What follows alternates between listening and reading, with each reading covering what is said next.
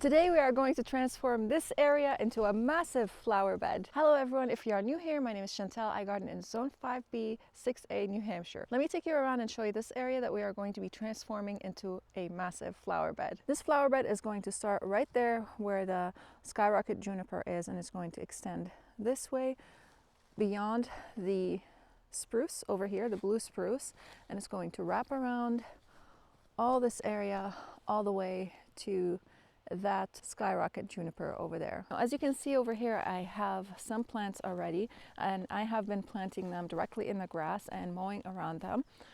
And I want to finally, this has been a long plan in the making, I want to finally edge this bed and hopefully mulch it. Today we are going to work on edging it, and I will show you the tools that I have to edge it. So I will be taking you step by step on how we are going to be transforming this area over here. Let me show you some of the plants that I have planted in here already. This right here is a mountain boxwood. I prune this once or twice a year. And then right there we have this Gertrude Jekyll rose. This one right here, you can see it's now taller than me. It's about 6 feet tall. And next season I will be cutting it back.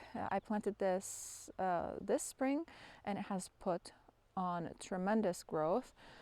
Now I don't think I want it to grow that tall, but we'll see. As the flower bed develops and grows, I may allow it to grow this tall over here. I've noticed that it did not put on a lot of flowers in this area over here. I do have some more of this same rose in that flower bed over there, and they had tons of bloom on them in there. In the back behind the rose right there, you can see this is an oak leaf hydrangea. I believe it is a Gatsby pink hydrangea. It is beautiful. Look at that fall color on it. I love the burgundy foliage. I look forward to it every single year. It's gorgeous. And also the blooms on it, even though they are done and they're brown, they add a lot of interest to the plant and to the flower bed in this time of the year. And right behind it, right there, I planted some zebra grass that I had in a different area. I dug it up. It was so difficult to dig that grass up, but I was able to get some sections off of it, and I planted them in different locations in the garden. So that's one of them right there. Another skyrocket juniper right there. And this is a clematis that I buried the tag for. I will put the name of the plant on the screen and also a picture of the bloom, because the blooms are supposed to be gorgeous. So this is the first year. I bought it in a really small container. It was $5, and I thought that was a great buy for a clematis. Right here, this is Gracilium maiden grass or miscanthus. I love the plumes on it. This is the first year it puts on plumes. I believe I planted it last year. I'm not exactly sure. Yeah, I think I planted it last year. I love the color. I think it's gorgeous. It is definitely a fall color. And I love how the color of the grass also changes. It has this beautiful yellow and orange. It is gorgeous. And right next to it, this is the Let's Dance Can Do hydrangea. Also has beautiful foliage color on it. And the blooms also add some interest to this season. And behind that, this is a Rhododendron Nova Zembla. And right there we have a Morning Lights maiden grass. And this is a plant that my neighbor gave me. She said it's called Snowcap, so I don't know. I planted it earlier this fall. We'll see what it does next season. Looking forward to that. And I almost missed this plant right here. It's kind of starting to get eaten up by the grass.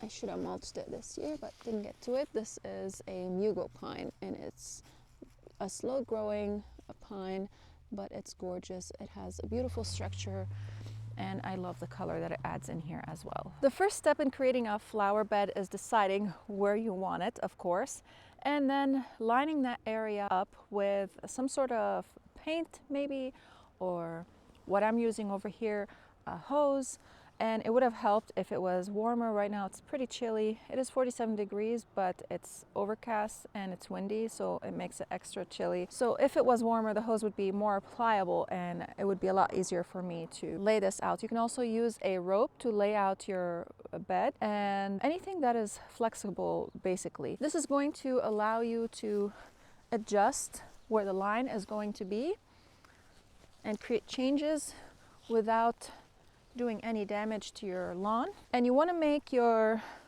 curves kind of wide and not pointy or narrow, so that the lawnmower has an easy time to go around the curves.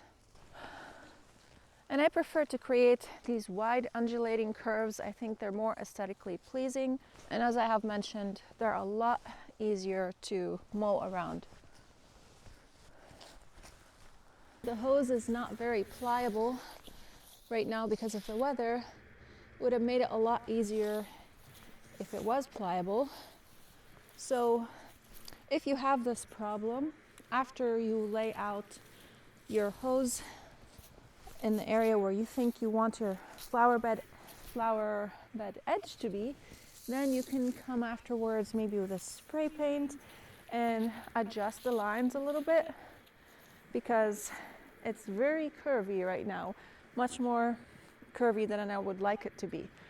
So for me, the next step is now creating the edge. But before I do that, I want to step back and look at it and decide if this is where I want the edge to be or if I want to do any changes. I decided I do need spray paint because I don't know if you can see, but the hose is very curvy. It's not sitting straight at all. It all started under this spruce tree over here. I created this flower bed 5 years ago when I was pregnant with my little one, and I haven't actually finished it. I wanted to create a circle of hostas around it, and I'm glad I didn't finish it because now my plans have changed, because we used to have an old pine tree opposite of this spruce over here, and we had to cut it down because one of the snowstorms dropped a huge branch off of it, and that was unsafe. Hence, this flower bed came into fruition. Don't look close because I have a lot of weeds.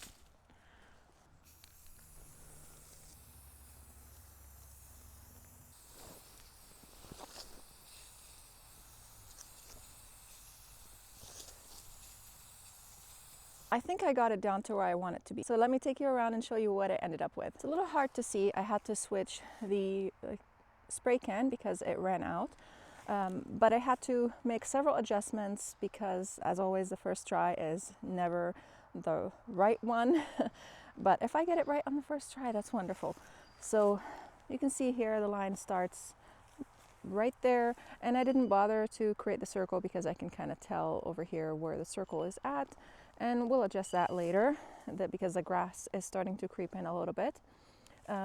But the first one I did over here was a little bit wider than I liked it to be, so you can see the inner line right there. So it's going to go from there. I wanted it to also to be simple to mow around it, so it curves a little bit right there, and then it's going to go around this way like so, and then we're going to have a circle over here, and then on that side you can see it a lot better, but it's hard to tell which is the right line and which is not. The inner line is not the right line. I had to try 3 times over there on that curve right there because I made it too deep. You can see that right there, and I wanted it to be more of an easier curve. I did not want this giant curve in the bed. I wanted it to be like as if I wasn't trying hard to make a curve. It's just as if it's natural, because this is the idea of this bed over here, sort of a kind of woodlandsy, but at the same time romantic kind of a flower bed, because we have these shrubs and woods behind them, a small part. I don't know what's going to happen over there in the future, but for me, this is the kind of sort of look that I wanted in this area over here, more on the natural kind of side. And You see, so it's going to go on the outer line that I created right there, and it curves a little bit. I don't think you guys can see that line very well because I had to use a little bit of a darker paint. So there it is right there. Curves a little bit there and then follows the line over there to right behind the Spartan juniper. I do have to stop a little bit right now because I have to go finish making lunch, and then we'll get back to it after lunch. To edge this bed, I'm using a pointy end shovel. You could also use a moon edger or a flat spade with a sharp end.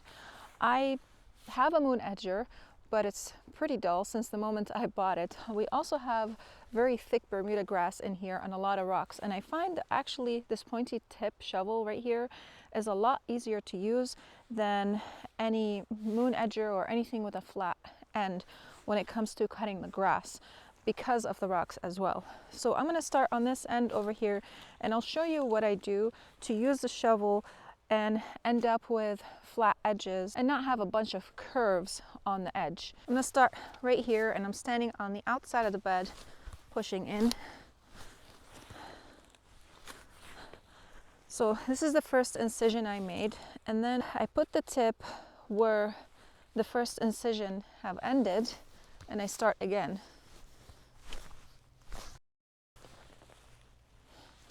And I just keep doing the same thing.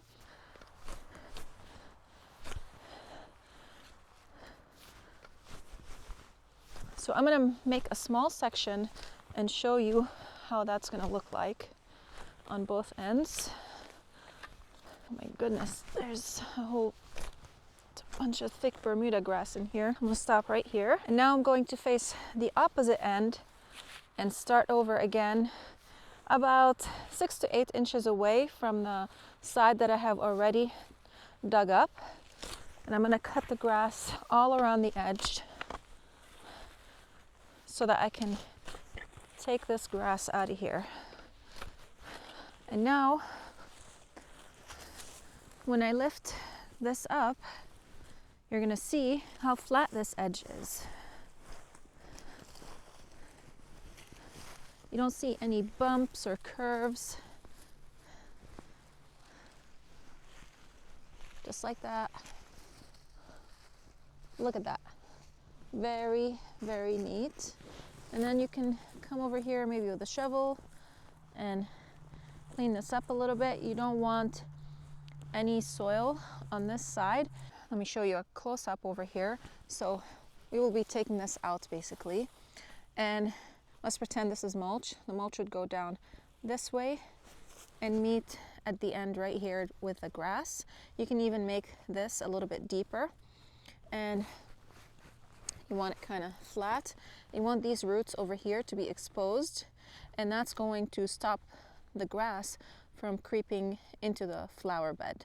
Now we're going to take this, all of this right here, and we're going to put it in our compost pile. So that's going to be a lot of grass to put in our compost pile. My daughter's helping me right now film. This is her first go. If she does good, she's hired. Projects like this that make me wish I have a big machine that can do this job for me.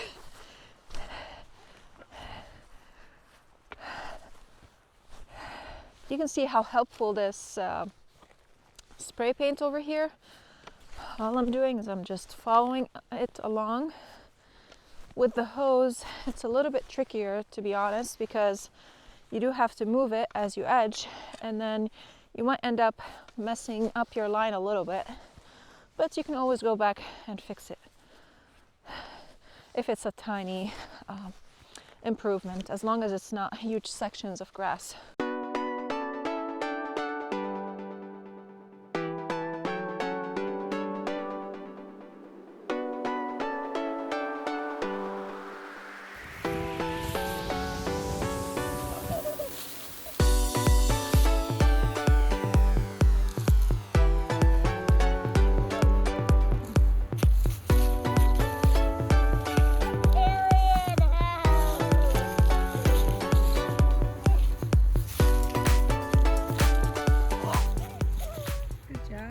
You can see what the trench will look like, or the edge. This is going to separate the grass on this side over here from what will be our flower bed. And right now we are going to work on mulching the flower bed. And there are 3 things that I'm going to be using because those are the things that I have, and I'm going to take you along and show you what these things are. This right here, this is some good wood chips that were from our pine tree since we cut it down, and I've been using them for a while now, and they're finally done. I have a little bit left that we can still use in this bed, but these work very effectively. Now, the only method that I have used so far has been by putting down cardboard and then putting the mulch over it. And I still get Bermuda grass through it, not a ton, but I still get some, and I do have to either spray it or pull it or just do something about it to control it. So I was listening to Erin from The Impatient Gardener the other day, and she was talking about the most effective way to get rid of Bermuda grass, and that is by applying about 6 to 8 inches of mulch directly on the grass itself without any cardboard. Because I have put a lot of mulch over the cardboard, and the Bermuda grass still crept through it. And it has a very extensive root system, and it just keeps creeping and crawling until it finds the light and it gets through. So we're going to use some of this mulch, and let me take you along also and show you what else we're going to be using. You can see tons of leaves over here. This is all perfect organic material that's perfect for mulching. And some people would take this and mow it with a lawnmower and mulch it up. But actually, if you leave it as it is, it's going to act a lot better in suppressing the grass than if you do mulch it up and make it into smaller pieces. Because what it does, if it's like this in its full form, is it's going to create a mat when moisture is applied to it. So right now we're kind of in a dry season. It does rain every now and then, but we are in kind of a semi-drought, I would say. So all this is dry. After we put it down and in the bed and mulch the bed with it, I have a lot of leaves. There's also some oak leaves over there, a whole lot of trees on around the property. So we will be gathering a lot of leaves from around the property and mulching the bed with it. Then I'm going to take the hose and sprinkle it with water so that I can mat it down to prevent the wind from blowing it around. And I forgot to mention the wood chips that I was using over there have also been breaking down for a while, so they are providing a lot of organic matter in that sense because they have been breaking down. And there's a lot of mycorrhizae in there, and I saw a lot of mushroom spores, not necessarily the mushrooms that you would see, but a lot of the white spores inside them, so that signals to me that those wood chips are doing a great job at breaking down, and those are going to provide a lot of nutrients for the plants. So that's perfect, and they smell amazing. They smell like mushrooms, like fresh mushrooms that you would buy from the store. I love that smell, and that's just wonderful because, again, that's creating a wonderful organic material in the flower bed to feed the soil. So those are a couple of the things we're going to be using. Now, another method that is not necessarily my favorite to do, but it's kind of necessary evil, is cardboard. I have a whole lot of it. I will be using a lot of it to suppress the grass in here. So we're just going to be basically removing any tape off of it and any stickers, anything of the sort, as much as we can, of course. Now, as it sits here and breaks down, that tape and stickers start to come off of it naturally because of the moisture. But I'm just gonna open it, if I can, not cutting myself, lay it down, and then when you do lay it down, you don't want to leave any holes in between. So if you see these holes right here, the grass can easily grow right through them because it's searching for light. So you want to overlap the cardboard until there are no holes. Now it looks like I didn't do anything, but I'm actually blocking these holes right here. And you just keep doing this throughout the whole area. Ideally, you would want to use a cardboard that's large, that you won't have to do what I'm doing over here. But I don't have a lot of that cardboard, and I just want to use what I have, because we order a lot of stuff off of Amazon and online, and we end up with a lot of boxes, and that's the perfect use for them. We're recycling them, and I could take them off at the end of the season, because I have been thinking about also the possibility of all the glue that's inside the cardboard, and what does that do to the soil. Now, I'm not going to be growing anything edible in here, but if you are using cardboard in an edible area, maybe that's something you want to think about, or maybe I am overthinking it, I don't know. But this is what we're going to be doing basically in the areas where we don't have any more mulch or leaves to use. We're just going to be putting down cardboard, and then we'll come back with some rocks and put them on top of these as weights, because as I have mentioned earlier, we do get a lot of strong wind in here, and it ends up making the cardboard fly all over the property. So we definitely have to put something on top of these so that they don't fly all over the place. So those are the three methods that we're going to be using. So right now I'm just going to start mulching a little bit, just to show you how it's going to look like. And I did a little bit of the trenching. I might finish the trenching today because it looks super easy from the looks of it. I've done quite a bit already, and it was super quick and easy, and the soil is perfectly moist. Ideally, you want to do the edging at a time when the grass is not super muddy, but it's moist and not dry. Watch out, don't fall in the trench. So that it makes it a lot easier to pull up the grass. But if you did notice, the grass was kind of clumping up a little bit, the soil was clumping up at the bottom of the grass. That was fine by me, because I did want to again create a little bit of a trench, and we are going to take actually some more over here a little bit later. I'm not going to do that today, but you want this to kind of be angled up a little bit. You don't want it to just drop down, so that the grass, the roots over here of the grass, do not touch the mulch, and this is going to prevent them from growing into the bed. All right, so let's go ahead and gather some leaves and start mulching this area. And I have a little bit of the mulch over there. I'm not going to work on it right now because it does require a little bit of time to work on it, because there are some things growing in it, and I do have to pull them out because it's been sitting there for a while, and there's not that much mulch anyways. So let's go ahead, gather some leaves, but first I'm going to dump the grass in the compost pile, and then we'll get to mulching.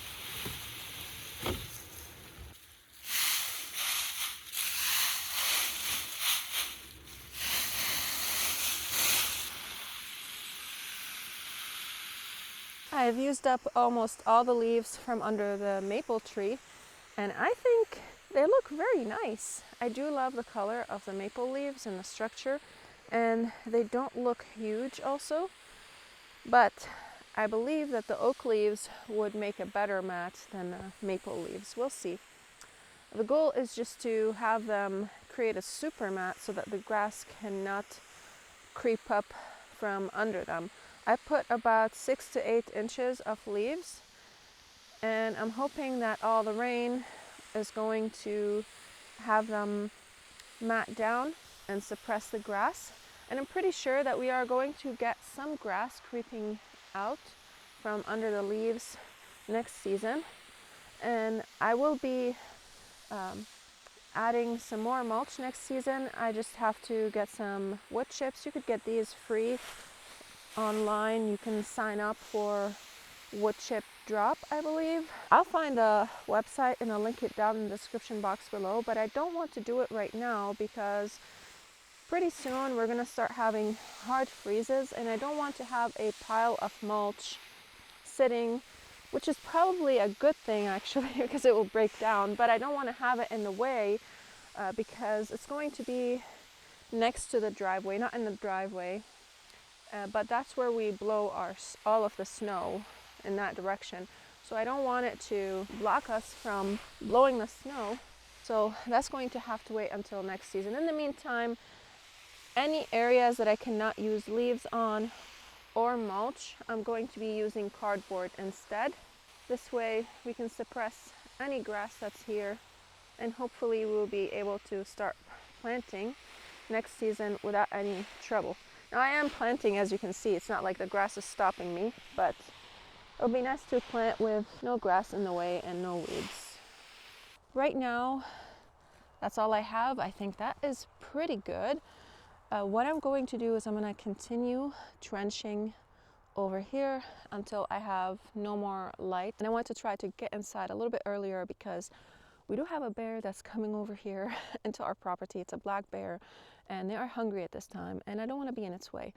And yesterday it came, my husband had a beehive that's empty. It has no bees in it, but he had it sitting outside so that the insects like bees and wasps and the yellow jackets could come and clean it out. And he didn't want to put it in with the bees because he did not want the bees to get robbed by the yellow jackets and the wasps. So the bear came and just tore it all up. Because of that, I'm assuming that the bear might come again looking for more food. So I'm going to work until I feel like it's not safe anymore, and then I'm gonna head inside. So I'll see you again in a few days, and I'll give you an update on how this area is looking like.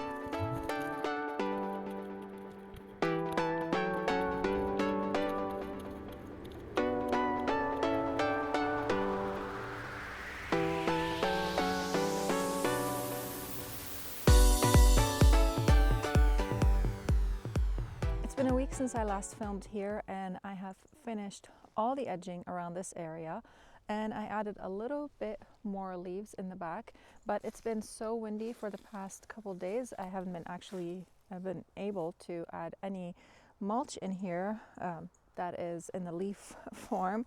So I've been just waiting because it would be futile to attempt to gather the leaves while the wind is blowing them all over the place. And I would not feel good about that. But you can see this side over here. I don't know if you guys can see it or not. That's better. This whole side has been edged, and that side over there as well, and all around the tree over there. I don't think you can tell from there, but just trust me when I tell you that it's all been done over there. And you can see the leaves have increased, and I started using the oak leaves in here, and I do believe they will create a better mat than the maple leaves over here, but we'll see, right? But I just love this hydrangea over here, the oak leaf hydrangea. I can't get enough of it. I know I say that every time I see it, but it's just so gorgeous. I love it. I mean, look at this color, especially when the sun is shining through it. I can't catch it right now, but in the evening, it looks like it's glowing. It's gorgeous.